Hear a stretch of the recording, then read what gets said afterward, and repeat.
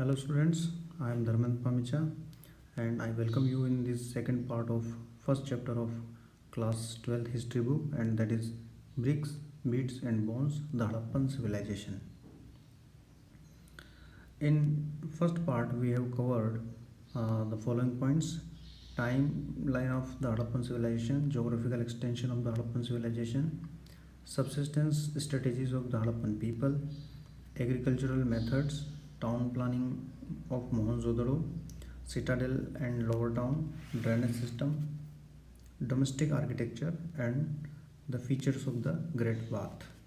Okay, now we start with today's points, and first point is tracking social differences. सामाजिक विभिन्नताओं का पता लगाना. तो students, when archaeologists or historians they try to find out about any civilization, they study about various aspects. For example, they try to find out the economic and social differences also. जब भी पुरातत्व शास्त्री या इतिहासकार किसी सभ्यता का अध्ययन करते हैं तो उसके कई पहलुओं का अध्ययन करते हैं. उसमें से एक पहलू ये भी आता है कि क्या उस सिविलाइजेशन में किसी तरह के सोशल डिफरेंसेस या इकोनॉमिक डिफरेंसेस मौजूद थे या नहीं थे.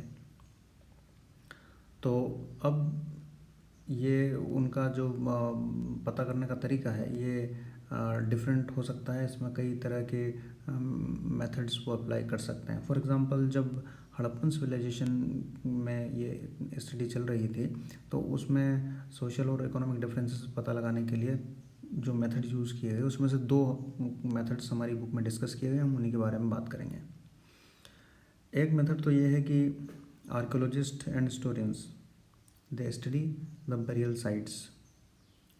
जो बेरियल साइट्स होती है यानी कि जहाँ पर व्यक्ति को मरने के बाद दफनाया जाता है, तो उसका कंस्ट्रक्शन किस तरह का है, उसमें जो डेड बॉडी है उसके साथ वो क्या और भी कोई चीज़ें उसमें रखी गई है, वो जो चीज़ें उसमें रखी गई है वो किस तरह की चीज़ें हैं, इन सब की स्टडी करके आर्कियोलॉजिस्ट ये तय करते हैं कि क्या सोसाइटी में कोई सोशल डिफरेंसेस थे और इकोनॉमिक जो डिफरेंसेस थे वो वहाँ पर थे या नहीं, इस बात का पता लगाते हैं.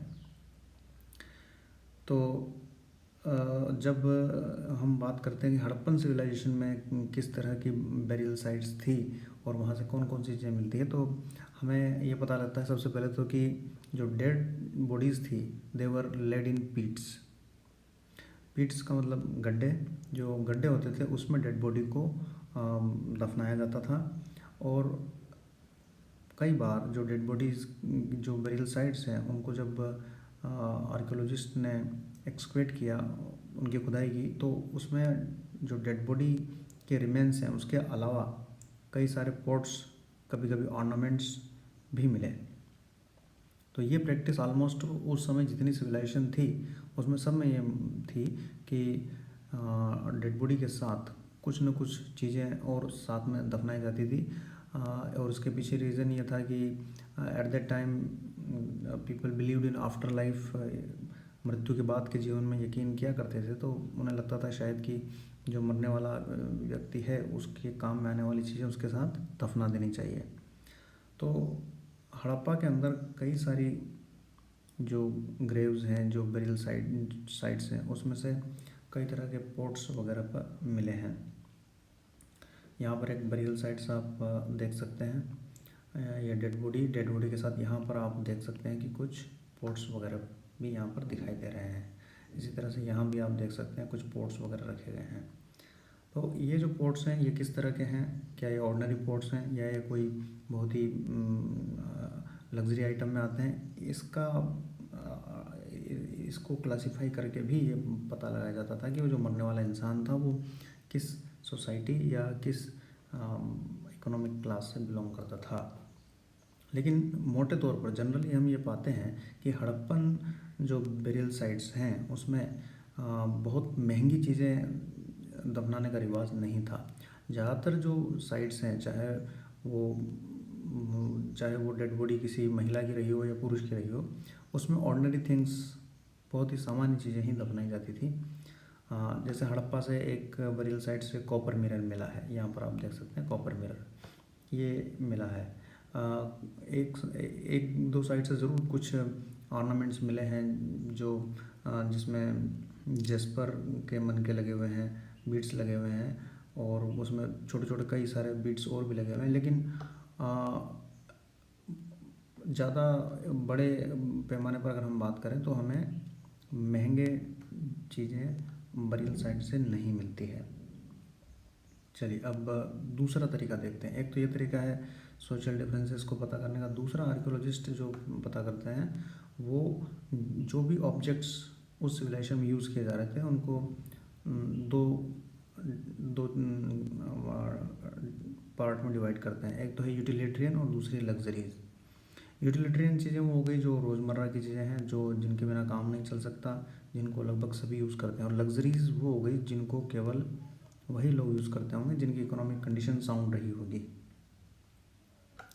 तो यूटिलिटेरियन में फॉर एग्जांपल वो चीज़ आती है जो हर व्यक्ति की ज़रूरत होती है, जैसे कि क्वेन्स, ये आटा चक्की, तो इसमें अनाज को पीस करके आटा तैयार किया जाता था। इसी तरह से नीडल्स, पोट्रीज, बर्तन, फ्लैश रबर या बॉडी स्क्रबर, ये एक बॉडी स्क्रबर यहाँ पर दिया हुआ है। तो ये चीज़ें ऑलमोस्ट सभी जगह मिली है। हर हड़प्पन सिविलाइजेशन की जो भी साइट्स है वहाँ पर ये अवेलेबल है। Now some objects are found rarely, और जो रेयरली मिलते हैं, जो बहुत कम मिलते हैं, according to archaeologist this objects जो बहुत ही रेयर हैं वही उनको वो मानते हैं कि ये ज़रूर बहुत महंगे रहे होंगे, इसीलिए लोग इनका कम उपयोग कर पाते होंगे। फॉर एग्ज़ाम्पल ऐसे बर्तन जो फेयांस से बने हुए हैं, ये यहाँ पर एक एग्ज़ाम्पल के लिए आपको बताया गया है, ये फेयांस पॉट्स हैं। इस तरह की एक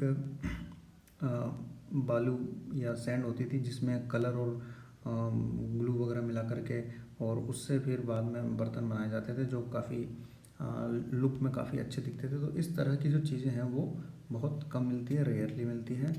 तो इन्हें वो मानते थे कि ये ज़रूर इकोनॉमिकली जो साउंड थे या अपर क्लास के लोग थे वो लोग इनको यूज़ करते होंगे। इसके अलावा ये भी है कि जो लोकल मटेरियल से बनी हुई चीज़ें यूज़ करते होंगे तो वो सस्ती होती होगी, और जो मटेरियल ऐसे मटेरियल से बनी हुई चीज़ों का यूज़ करते थे जो मटेरियल वहाँ अवेलेबल नहीं था, बाहर से आता होगा, तो जाहिर है कि वो बहुत ही महंगा होता होगा और इसीलिए उसको कम लोग यूज़ करते होंगे। चलिए अब अगली बात करते हैं, craft production. In Harappan civilization, so many sites were the center of craft production. One of them was very famous and that is चहुंदड़ो। चहुंदड़ो जो एक प्लेस था वो क्राफ्ट प्रोडक्शन के लिए बड़ा फेमस था। Different types of craft production was going on there. For example bead making यानी कि मनके बनाना, shell cutting, metal working, seal making and weight making. तो चलो एक बार चहुंदड़ो की हम लोकेशन मैप में देखते हैं कहाँ पर आती है। यहाँ पर आप देखिए, ये हड़प्पन सिविलाइजेशन का मैप और ये यहाँ पर लिखा हुआ है चहुंदड़ो। ये चहुंदड़ो की लोकेशन है। यहाँ पर ये एक बहुत बड़ा सेंटर था डिफरेंट टाइप की क्राफ्ट प्रोडक्शन का। अब ये जो बीड्स बनाए जाते थे वो कई डिफरेंट मटेरियल को यूज़ करके बनाए जाते थे। फॉर एग्ज़ाम्पल कई तरह के स्टोन्स, प्रीशियस स्टोन जैसे कि carnelian, jasper, crystal, quartz, steatite और कई तरह की metals, copper, bronze, gold, shell, faience and terracotta. Terracotta मतलब वही जो बुनी हुई मिट्टी होती है। इन सारी चीज़ों का यूज़ करके बिड्स बनाए जाते थे। Now beads had different type of shapes. उनके शेप भी कई अलग अलग होते थे, जैसे कुछ थे डिस्क शेप के, some were cylindrical, some were spherical, barrel shaped and segmented. एक बार जो बिड्स हैं उसके भी पिक्चर हम देखें। ये देखिए, ये आप देखिए इनकी जो शेप है और जो साइज़ है वो वेरी करती है। बहुत अलग अलग तरह की बिड्स यहाँ पर बनते थे। अब बिट्स बनाने के लिए कई तरह की प्रोसेस यूज़ की जाती थी। पॉलिश वगैरह करनी होती थी उसमें, उसको चमकाने के लिए पॉलिश के अलावा उसमें उसको छेद करने के लिए भी कई सारे, उनके अंदर ड्रिल करने के लिए भी कई सारी मशीन टूल्स यूज़ किए जाते थे। तो जो स्पेशल ड्रिल्स हैं वो मिली है चहुंदरों से, लोथल से और धोलावीरा से। चलिए चहुंदरों की लोकेशन हमने देख ली है मैप में, लोथल और धोलावीरा की लोकेशन एक बार देख लें। लोथल यहाँ पर आप देख सकते हैं, लोथल गुजरात के अंदर, और Dholavira again it is in Gujarat, Kutch area. तो ये चहुंदरों के अलावा ये दो प्लेस है जहाँ पर ड्रिलिंग ऑब्जेक्ट्स मिले हैं। ओके, नाउ नागेश्वर और जो बालाकोट थे वो दो प्लेस ऐसे थे जो समुद्र के पास मौजूद थे और वहाँ पर शेल ऑब्जेक्ट बड़ी आसानी से मिल जाते थे। शेल, नागेश्वर और बालाकोट की लोकेशन भी एक बार हम मैप में देख लें। बालाकोट यहाँ पाकिस्तान में आप देख सकते हैं, या अरेबियन सी के बिल्कुल जस्ट पास में ही है। तो यहाँ पर शेल मिलना कोई मुश्किल काम नहीं था। और नागेश्वर की लोकेशन इसमें नहीं बताई गई है, लेकिन मैं आपको यहाँ पर बता देता हूँ, ये यहाँ पर नागेश्वर है एकदम टिप के ऊपर। It was again near to Arabian Sea, so there was no problem of finding shells. तो ये जो दो जगह थी यहाँ से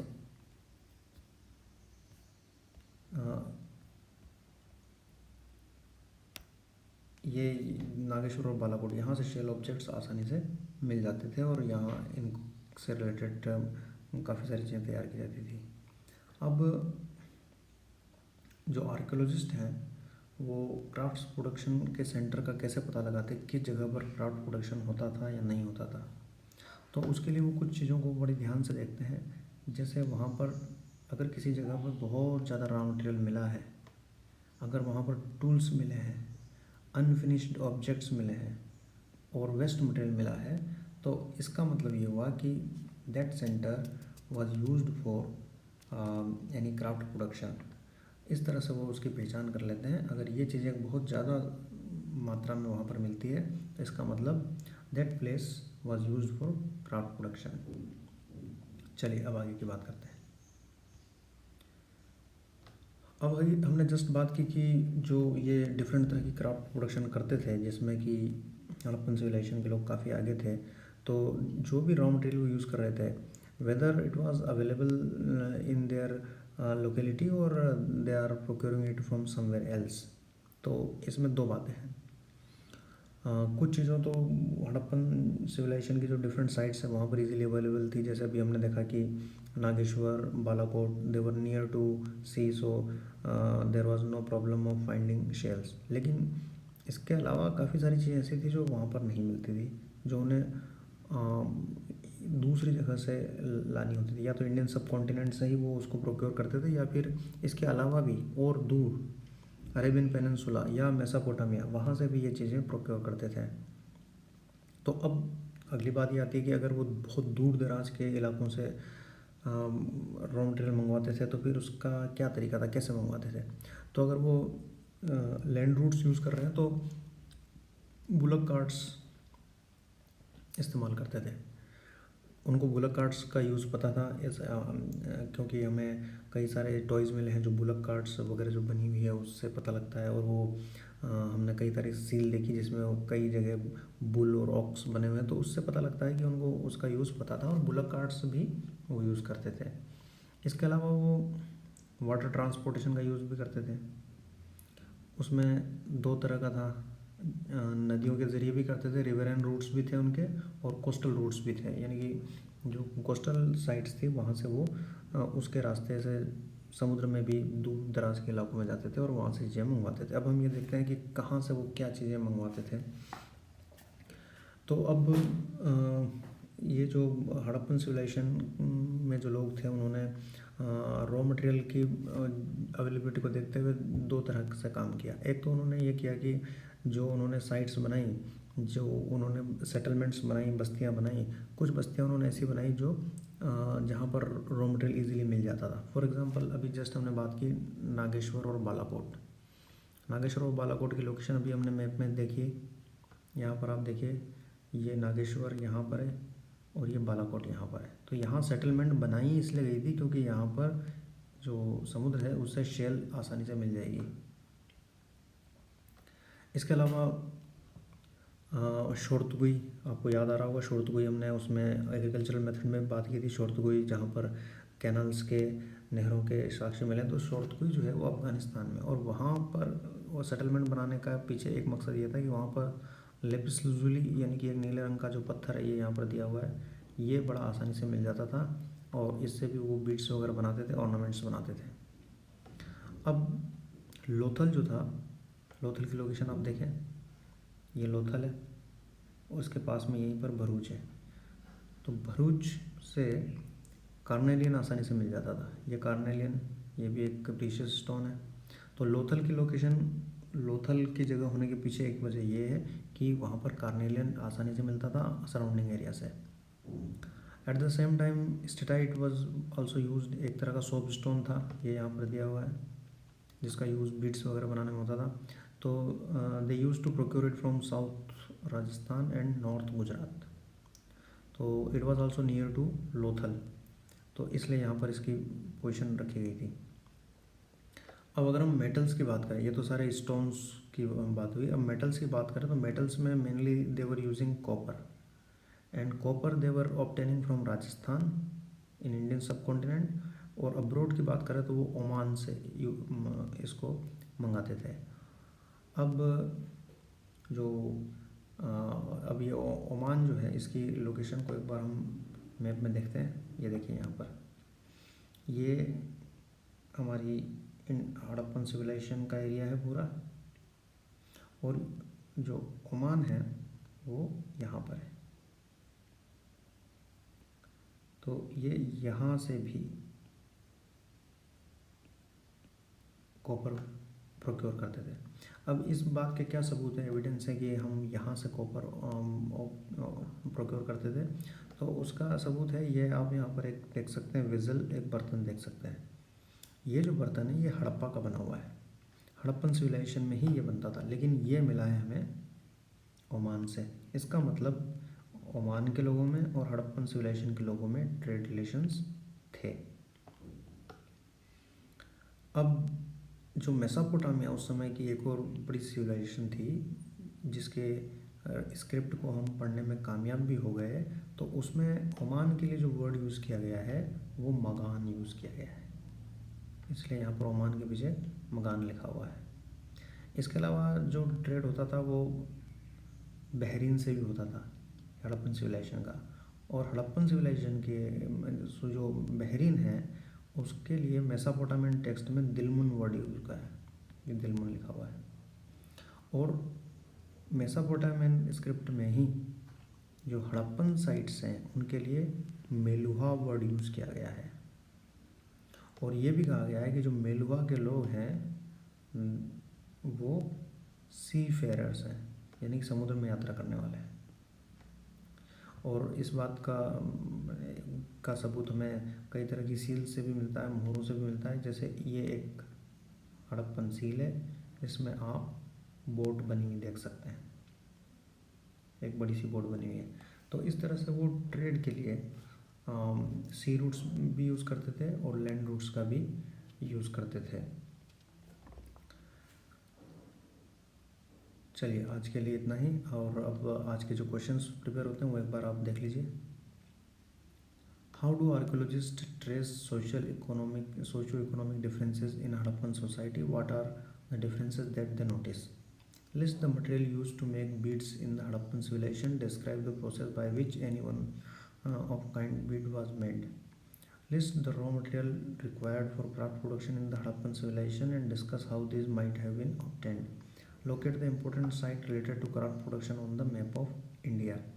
और ये जो क्वेश्चन है इसमें ज़्यादातर ये आपकी एक्सरसाइज में दिए हुए हैं, और इस वीडियो को ध्यान से देखें और लेसन को अगर आप पढ़ेंगे ध्यान से तो आपको इसमें सारे जो आंसर्स हैं वो इजीली आपको मिल जाएंगे।